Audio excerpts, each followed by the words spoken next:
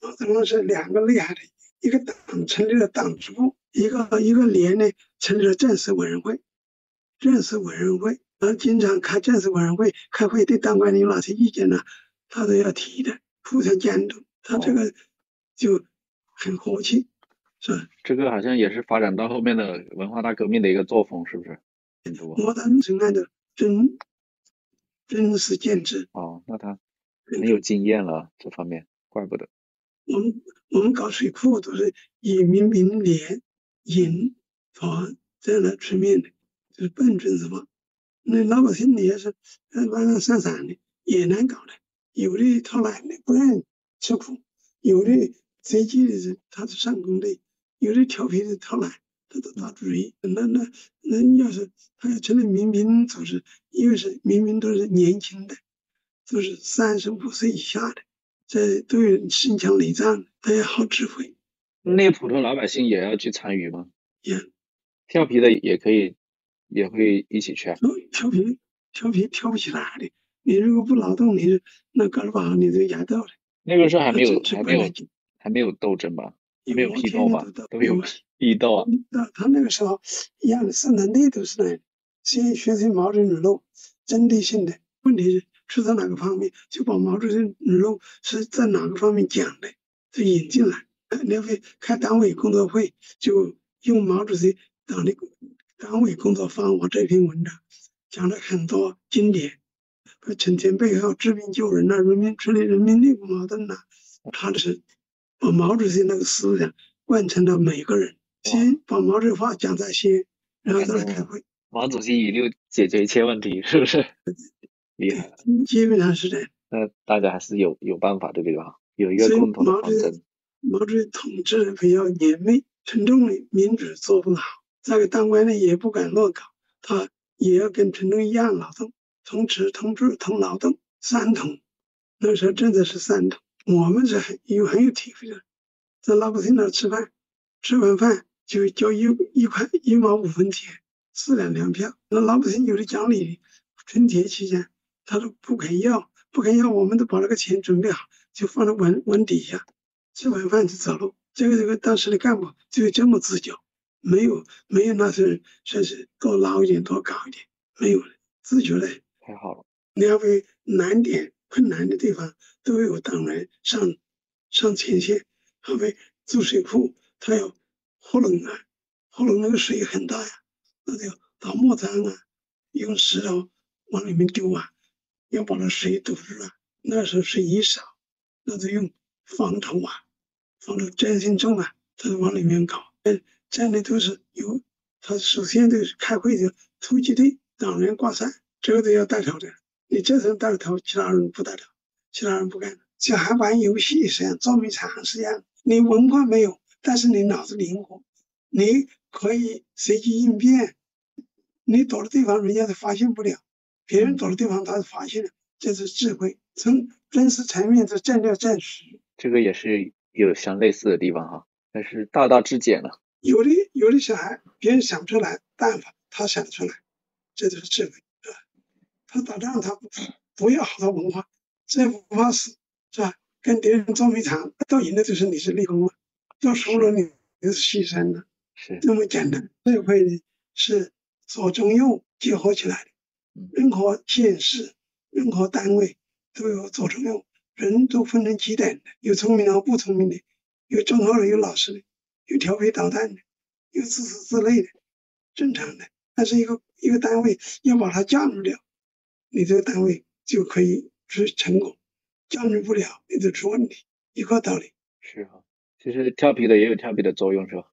他们还是有些。你像毛主席令那是10大元帅，他不是令他们的长处，怎么打仗，听他的指挥。那林彪己说硬不打荆州，要毛主席下死令，我亲自到荆州去指挥，他也怕，他只有硬着头皮打，一打就打赢了，就把那国民党堵住了，东北就收复了，他是这个道理。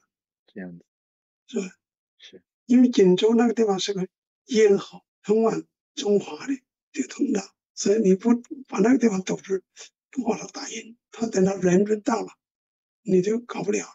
这是我通过学习毛主席大致上有啥片段也了解一些情况。共产党就是这样靠16个字打赢国民党的，是吧？16字方针，16字战略政策上赞。当时不是叫工商业改造吗？新民主主义革命，毛主席提倡要把这个资本家改造过来，让他自动自觉的报名，愿意加入这个国家企业，归国家所有，都敲锣打鼓报名。报名的人，政府呢就敲锣打鼓，放鞭炮，大红花。那是私人企业，就搞得没办法，那就都参加了，他也参加了。那像国家的国营企业了，集体企业了，这入了以后呢，当时呢，毛主席对原来的工厂的老板呢，就给他发工资了，作为管理人员了。但也有是积极的，也有消极的，也有是骗国家的，搞名堂的，所以出现这个五反。3反是反贪污、反浪费、反官僚主义；5反就任务反，反兴匪。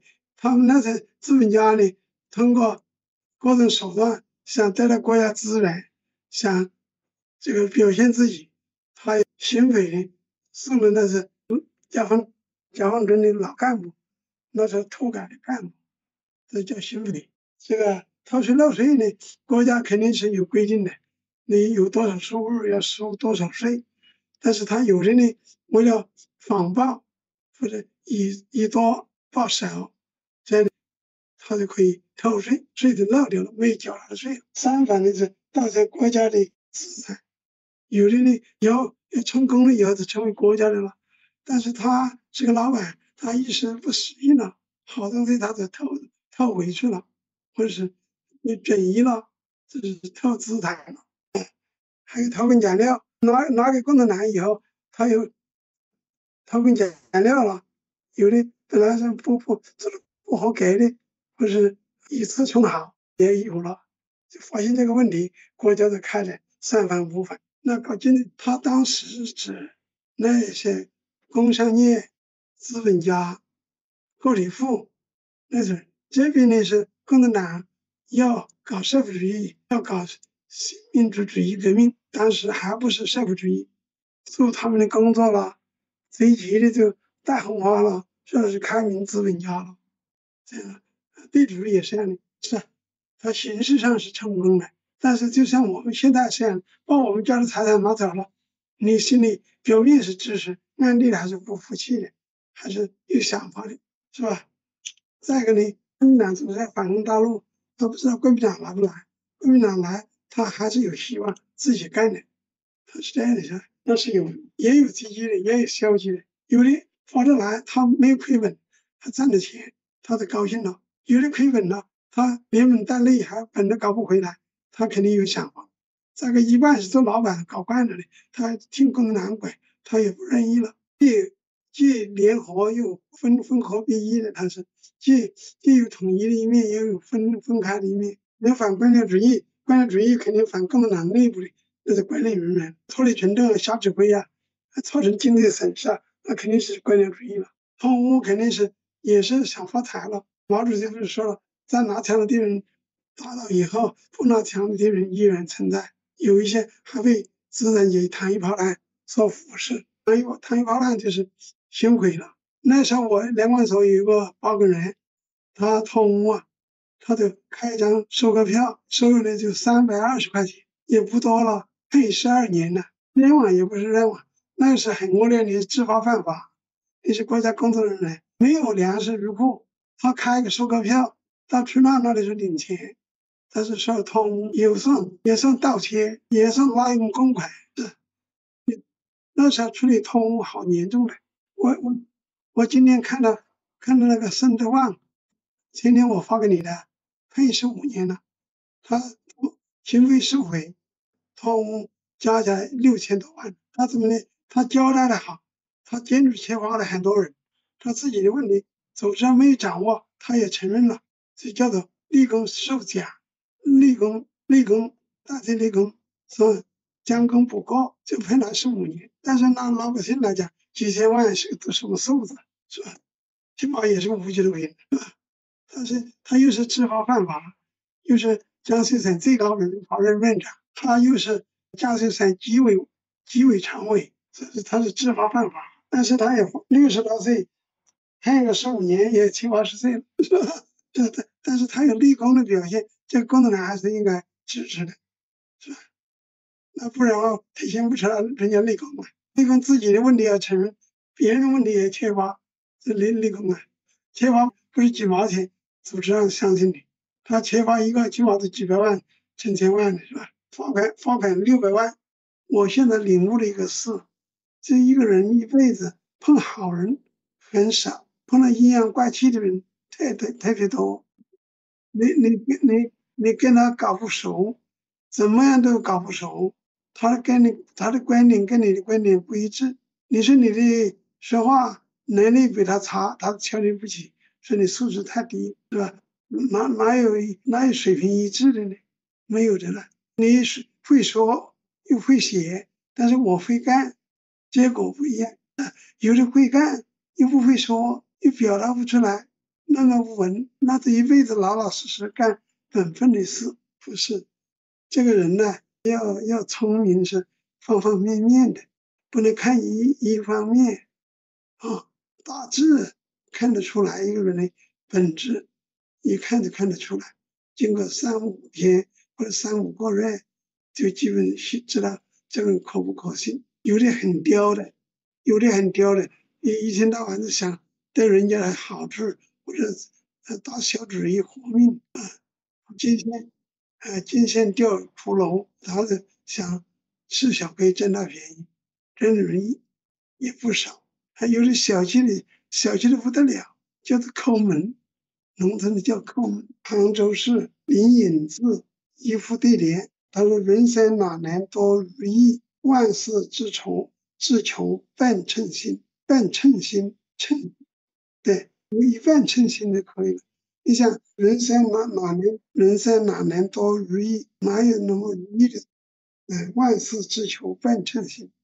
我认为这副对联很真理。这个他半称心不是无奈和消极，是孤达和智慧，是孤达和智慧。人生最忌满，自古以来，人生呢最嫉妒、最注意的是不能自满，是半贫半富半自安。就像我们现在有个稳定的收入，有嘴巴搞得饱，吃得饱穿得暖，就很自安了。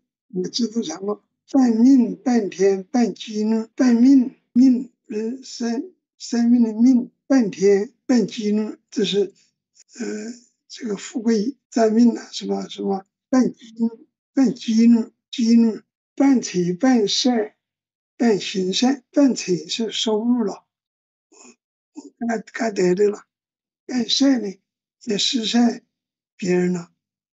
半行善，半起，半色，半行善，半聋半哑，半糊涂，半智半愚，半圣贤，半人半我，半自在，半醒半醉，半神仙，还有半清半暗，半苦乐，半寿半残，半随缘。人生一半在于我，另外一半听自然。人的一生虽复杂，四字简单又明白。能文能武那英才，能上能下但名利，能屈能伸福自来。因为掌握了这个东西呢，你就会在社会领域，在人生活当中处理各种疑难问题和做人做事的诀窍，显得你的更充实、更完美，能力更提升。